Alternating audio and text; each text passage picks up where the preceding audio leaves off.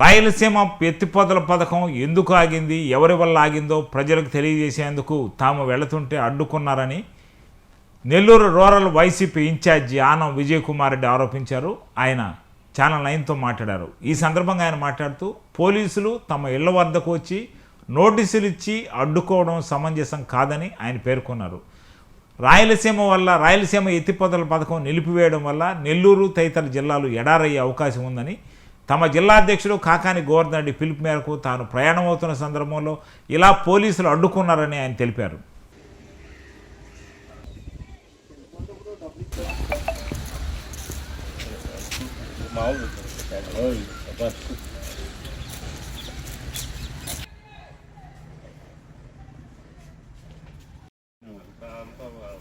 చెప్పారు నాకు.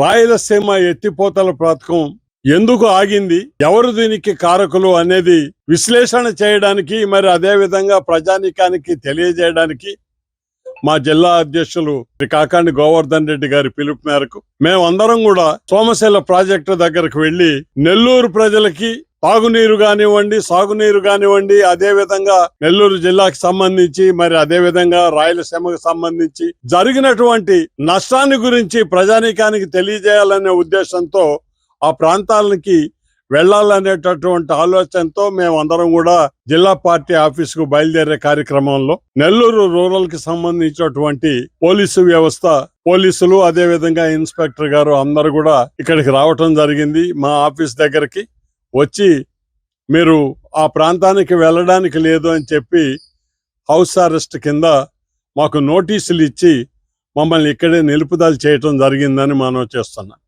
చాలా దారుణం. ఎందుకంటే జరిగిన నష్టానికి ఎవరు బాధ్యులు అనేదాన్ని మనం ప్రశ్నించేటటువంటి కార్యక్రమంలో ప్రజలకి అందరికీ కూడా అవగాహన కావాలనేటటువంటి ఆలోచనతో మేము చేస్తున్నటువంటి ప్రయత్నమే తప్ప సోమశిల ప్రాజెక్టుకు కానీ అక్కడ ఉన్నటువంటి అధికారులకు కానీ ఎటువంటి హాని తలపెట్టినటువంటి ఈ కార్యక్రమంలో పోలీసులు ఈ విధంగా ప్రవర్తించడం సరైన విధానం కాదని చెప్పి మనం చేస్తున్నాం.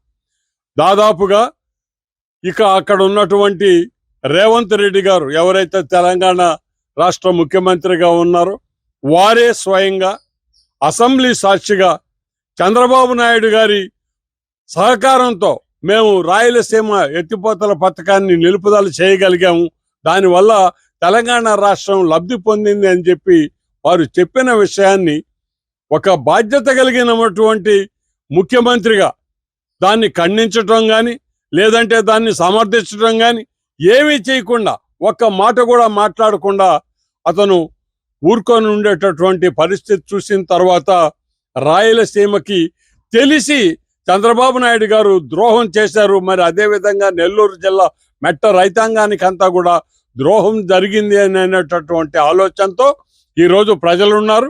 మరి దానికి సరైన వివరణ ఇవ్వాల్సిందిగా కోరితే ఏ సంబంధం లేని జగన్మోహన్ రెడ్డి గారి పేరు చెప్తున్నారే తప్ప, ఎందుకంటే రేవంత్ రెడ్డి గారు జగన్మోహన్ రెడ్డి గారి పేరు చెప్పలేదండి. వారు చెప్పింది చంద్రబాబు నాయుడు గారి పేరు.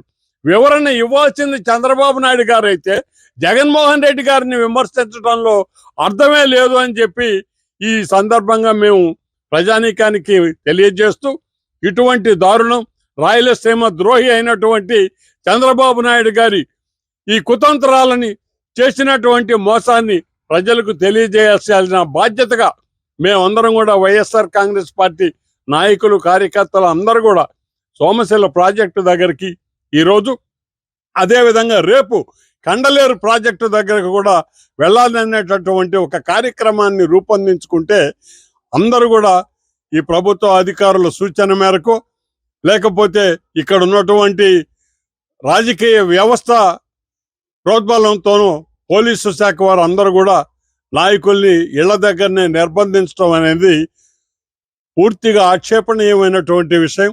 మరి దారుణమైనటువంటి పరిస్థితి ప్రజల్లో ప్రతి ఒక్కరికి కూడా అవగాహన కావాలి. రాయలసీమకు నీరు అందించకుండా ఆపింది ముమ్మాటికి చంద్రబాబు నాయుడు గారు అనే విషయాన్ని ప్రజలు గ్రహించాలని కోరుతూ సెలవు తీసుకుంటున్నాను.